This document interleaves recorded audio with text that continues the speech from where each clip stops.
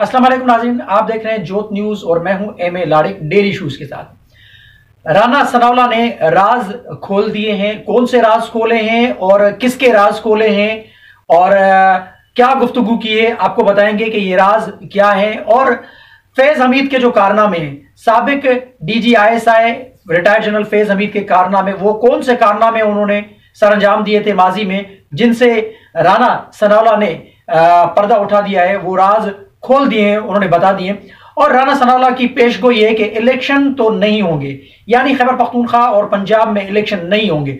अब दूसरी जानिब इलेक्शन कमीशन ने वफाक से जल्द राब्ता करने के हवाले से, फंड्स के हवाले से और सिक्योरिटी फराहम करने के हवाले से भी यानी राब्ते तेज करने की एक कोशिश जारी की है। अब आया कि देखना यह है कि जो राना सनाउल्लाह ने जो पेशगोई की है कि इलेक्शन खैबर पख्तूनख्वा और पंजाब में तो नजर होते हुए नहीं आ रहे, क्योंकि ये जो पेशगोई राना सनाउल्लाह ने की है, बकौल राना सनाउल्लाह के कि इलेक्शन का साल तो है लेकिन जनरल इलेक्शन होंगे।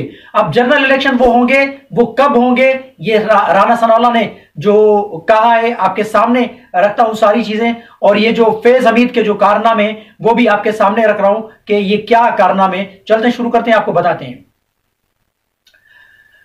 राना सनाउल्लाह ने राजों से पर्दा उठा दिया है, वो राज खोल दिए हैं, राज फाश किए हैं। कौन से राजों से राना सनाउल्लाह ने पर्दा उठाया है? राना सनाउल्लाह ने कल रात जियो न्यूज के प्रोग्राम में हामिद बीर के साथ गुफ्तगू की है, उसमें पेशगोई भी की इलेक्शन के हवाले से, लेकिन उससे बढ़कर यह खबर उन्होंने ब्रेक की। उन्होंने एक राज से पर्दा उठाया कि साबिक DGC और साबिक DGISI retired general Faiz Hamid बतौर DGC और बतौर DGISI उन्होंने अपने मंजूर नजर अफराद को सुप्रीम कोर्ट और हाई कोर्ट के अंदर जज लगवाया। ये राना सनाउल्लाह का इंकिशाफ है, जो उन्होंने राज था एक, उस राज से पर्दा हटाया है। राना सनाउल्लाह के बकौल कि मैं एक जजेस की पार्लियामानी कमीशन का एक मेंबर था, उसमें एक बंदे के हवाले से सिफारिश की गई लेकिन मैंने इनकार किया, लेकिन 2 दिन के बाद देखा गया वो बंदा ही जज तैनात कर दिया गया। यानी वो जो सिफारिश थी, वो जो काम राना सनाउल्लाह की सिफारिश से तो काम ना चला, लेकिन उसके बावजूद, इनकार के बावजूद अपने मंजूर नजर जज लगवाने में फैज हमीद ने भरपूर किरदार अदा किया। तो साबिक DGC और DGISI retired general Faiz Hamid बतौर DGC और बतौर DGISI सुप्रीम कोर्ट और हाई कोर्ट्स में यानी असर सूख रखते थे। और आजकल भी जो मामला चल रहे हैं, जो मुल्क की जो हालात हैं, एक तो अदम इस्तेहकाम है, सियासी अदम इस्तेहकाम है, मईशत का बेड़ा गर्क है, मुल्क के अंदर महंगाई इतनी है, लोगों का जीना मुश्किल हो चुका है, उसके बावजूद ये मामला चल रहे हैं हाई कोर्ट्स के अंदर, सुप्रीम कोर्ट्स के अंदर। और कुछ रोज कबल जो इलेक्शन के हवाले से सुओ मोटो लिया गया था चीफ जस्टिस ऑफ पाकिस्तान की जानिब से, उस सुओ मोटो में भी जो बेंच बनाया गया था उस पर भी एतराजात उठाए गए थे। मरियम नवाज शरीफ साहिबा ने कहा कि ये बेंच फिक्सिंग हो रही है और जस्टिस मज़ाहिर अली अकबर नकवी के खिलाफ एक रेफरेंस भी दायर किया गया है और उनकी ऑडियो लीक भी आई थी। तो उससे जाहिर हो रहा है तो कहीं ना कहीं आज भी वो बाकियात बिल्कुल काम कर रही है, बकौल मुस्लिम लीग नून की क़यादत के फैज हमीद की बाकियात आज भी जजेस की सूरत में काम कर रही है, या जजेस को यानी इमरान खान साहब की सपोर्ट के हवाले से यानी काम कर रही है। वो बाकियात आज भी काम कर रही है। वो बाकियात साबिक चीफ जस्टिस साकिब निसार की सूरत में और साबिक DGC और DGISI फैज हमीद की सूरत में आज भी इमरान खान को वो बाकियात सपोर्ट कर रही है। वो इससे जाहिर हो रहा है, इसमें कोई शक व शुबा नहीं है, क्योंकि ये सारे जो मामलात हैं, हम भी कह रहे हैं कि इमरान खान साहब आज भी लाडले, वो इस वजह से लाडले क्योंकि साबिक जो वजीर आजम थे, जो भी थे, उनको सजाएं मिली, उनको कोर्ट्स में बुलाया जाता था, उनको नाअहल किया गया, उनकी गिरफ्तारी हुई, लेकिन इमरान खान साहब आइन से बालातर हैं, कानून से बालातर है, उनको खौफ भी है। एक तरफ वो कहते हैं कि खौफ के बुत को तोड़ो, लेकिन उनको खुद को खौफ है कि कहीं मुझे गिरफ्तार करके मच जेल में ना रखा जाए, कहीं मुझे गिरफ्तार करके मेरे ऊपर तशद्दुद ना किया जाए, कहीं मुझे कत्ल ना किया जाए। तो आप एक तरफ लोगों को कह रहे हैं कि जी खौफ में मुब्तला ना रहे, दूसरी तरफ आप खौफ में मुब्तला है, तो आप खौफ की वजह से बाहर नहीं आ रहे, सुप्रीम कोर्ट के अंदर नहीं आ रहे, हाई कोर्ट्स में पेश नहीं हो रहे, तो आप या तो कानून से बालातर हैं या फिर बहाने ढूंढ रहे हैं, या वो जो वाकयात है आपको सपोर्ट आज भी कर रही है। ये इससे जाहिर हो रहा है। मकसद कहने का यह है कि साबिक वज़ीर आज़म जब पेश होने से वो कासिर नहीं थे, वो आते थे, तो आप क्यों पेश नहीं हो रहे?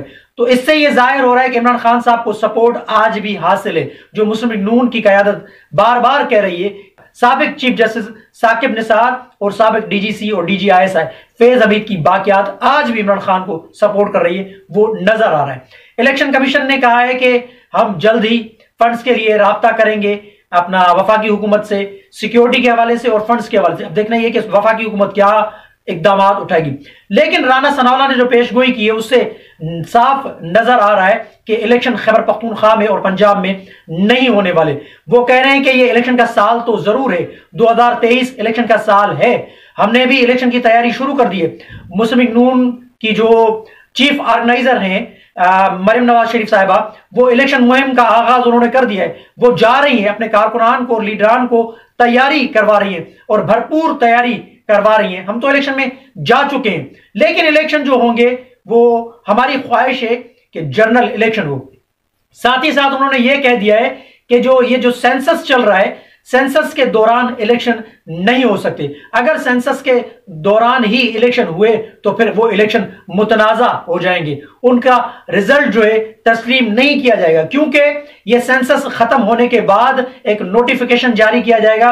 उसके बाद फिर हल्का बंदियां होनी है पूरे पाकिस्तान के अंदर, खास करके बकौल उनके कि सिंध और बलूचिस्तान में सीट्स का इजाफा होगा।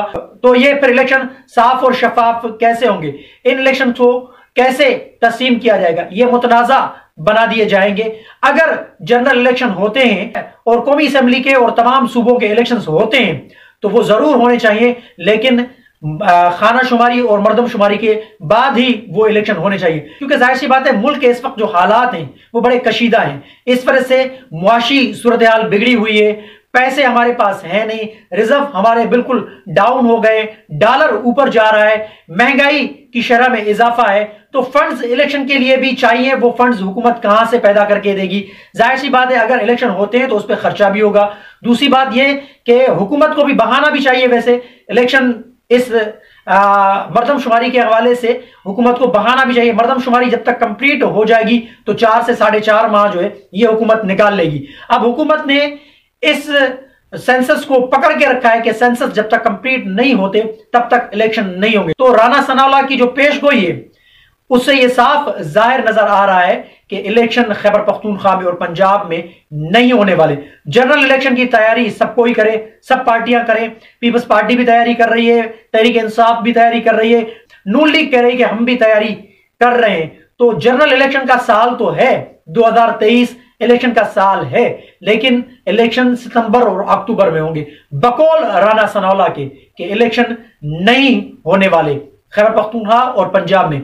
अब देखना यह कि इलेक्शन कमीशन और सुप्रीम कोर्ट क्या इसमें रास्ता अपनाते हैं। क्या हुकूमत के खिलाफ तौहीन अदालत का केस लगेगा, या इलेक्शन कमीशन अगर इनकार करता है तो क्या इलेक्शन कमीशन के ऊपर आर्टिकल 6 लगेगा? अगर आर्टिकल 6 इलेक्शन कमीशन के ऊपर लगेगा तो क्या हुकूमत कौन सा फिर रास्ता अख्तियार करेगी इलेक्शन कमीशन को बचाने के हवाले से और इलेक्शन ना कराने के हवाले से? क्योंकि जब सुओ मोटो लिया गया था तब तो दलाइल हुकूमत ने पेश ना किए इस किस्म, क्योंकि हुकूमत कह रही है कि मुल्क के अंदर मरदमशुमारी चल रही है और मरदमशुमारी के दौरान इलेक्शन अगर हुए तो फिर वो मुतनाजा बना दिए जाएंगे, उनके रिजल्ट को कोई तस्लीम नहीं करेगा, क्योंकि सीट्स हल्का बंदियां होनी है, हल्का बंदियों में सीटों का इजाफा होगा। अब देखना यह है कि सुप्रीम कोर्ट कौन सा एक्शन लेती है। आया कि सुप्रीम कोर्ट फिर कोई मदाखलत करेगी, सुप्रीम कोर्ट फिर कोई अपना हुक्मनामा जारी करेगी इलेक्शन के हवाले से या नहीं, ये वक्त पे छोड़ दें।